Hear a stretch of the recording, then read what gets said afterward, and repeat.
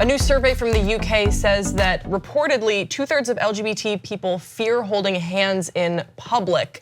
And now they're gonna take some initiatives to change that. So that's the silver lining of this story. Here are some more details. So the survey of more than 100,000 people was commissioned by the Minister for Women and Equalities, Penny Mordaunt, and has prompted the government to launch a 75-point action plan to tackle prejudice and abuse affecting the LGBT plus community. The 4.5 million plan will also see a ban imposed on gay conversion therapies, which 5% of respondents had been offered and 2% had undergone. This was carried out in 2017 between the months of July and October, and in part there are a lot of really interesting findings, and a number of members of the community responded. So we're talking like pansexual, asexual, trans, like all these identities were covered.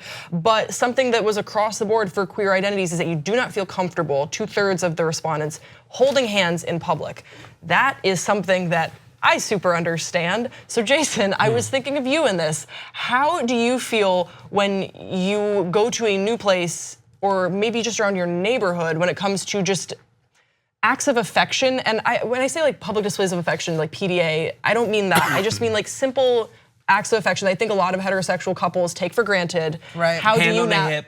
Yeah, or just like, how do you navigate that, Jason? I do it. I'm unwavering. I'm bold. I don't care. I think there's levels of respect you have. I'm not gonna go and just like make out in public, but there is no one, nothing, and no situation that will not prevent me from my love language is affection. Right, but so people were saying in the survey that perhaps their love language was affection, but that they were met with negative reactions. Have you ever had negative reactions? Yes, at a California Pizza Kitchen, me and Munchkin were having lunch, and we were close together. I hugged him. I know I always give him a kiss on his right here. This is my favorite spot to kiss him on his face. And a family got up and moved, and then talked about us. And also back, I would think summer 2016, we actually had an altercation at Maggiano's because chain restaurant. I know, the worst, like Sbarro in the mall. But a couple said that me and Munchkin were disgusting and that we needed to be more respectful in public. Mind you, all I did was just a simple embrace, and it escalated. It escalated. What happened? Did you fight somebody? Almost. Almost, tell me more. A woman approached the table and told us right after the championship, as a matter of fact, where the Cavs beat, or the Warriors and the Cavs that year, and we had our hats on. They were backwards. At Maggiano's, we sat down for a good 30 minutes. We saw this couple just staring at us, and like you could feel like just the disdain in the looks. So the wife gets up, approaches our table and says, "You guys are effing disrespectful. Turn your hats around and stop with your inappropriate touching." So Munchkin gets up, she walks away. Munchkin gets up and follows her. The husband's watching the whole thing happen. Munchkin confronts her. She goes off saying that we're a disgrace, we're an abomination against the Lord. Boom. So it is, right? Right. It starts with turn your hat around. Exactly. That's not what you're thinking. Yeah. Precisely. Jerks. So I'm watching this, eating my spaghetti, thinking like, this is about to get real live. So the husband gets up, and of course defends his wife, talking to Munchkin. So I go over there and just try to break it up. The dude walks away, turns around and says, "Effing faggot." I'm just gonna say it. And so bleep that. And so I'm like, dude, what? So I lose it. Munchkin starts talking to him. He pushes Munchkin. I push Munchkin out of the way and push this dude down. Now this guy must have been 6'4", 250. But you put your hand on someone in your tribe, be it your friend, your significant other, I'm gonna lose it. So this is in the main dining room of Maggiano's.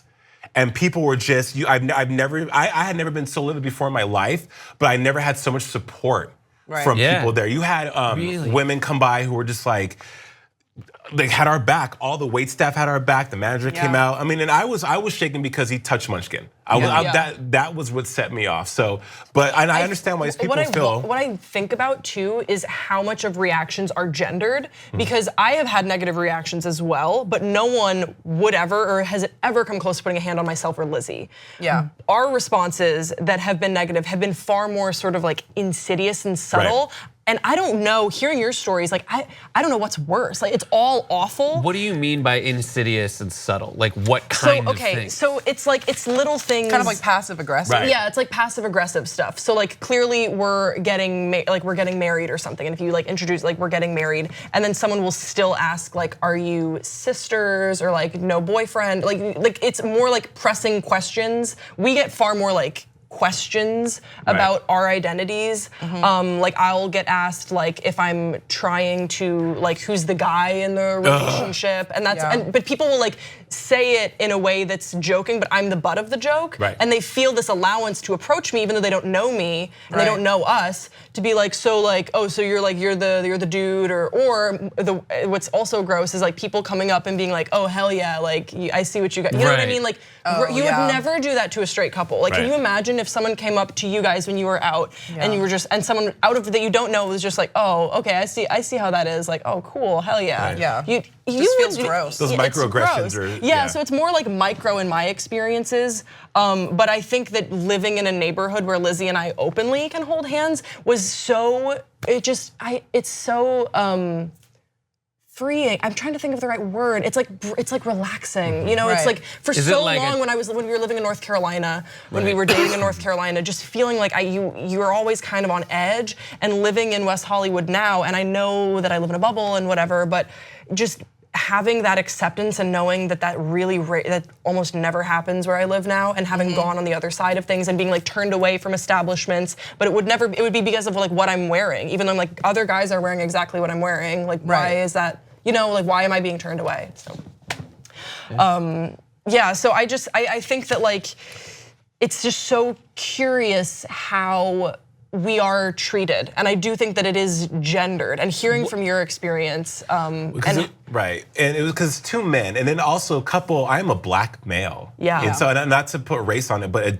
people. It matters. No, that's matters. the first thing they see about me is a black male. So she was more aggressive to me because of how I look, because I'm a little bit more muscular than Munchkin. I have my hat turned back. I was perpetuating for her an urban stereotype, exactly. But also people are afraid for violence of holding hands and fearing for their lives. And if that's, I know it's dire, but because that's very real. You make a great point. In LA, hyper liberal bubble. It's rainbows and Skittles sometimes in West Hollywood, but for the rest of the world, for us as a country, a simple act of holding hands could be, the ramifications of that could be so much more detrimental. Even parts of America too, and not just the rest of the world, but there's plenty of places in America where I'm sure you guys would get flack for simply holding hands or doing stuff like that. But it's just a constant reminder that we've made many strides when it comes to equality, but there's still a lot. And initiatives like this, and just showing that the UK government cares enough to be like, oh, like we want to hear from you. There are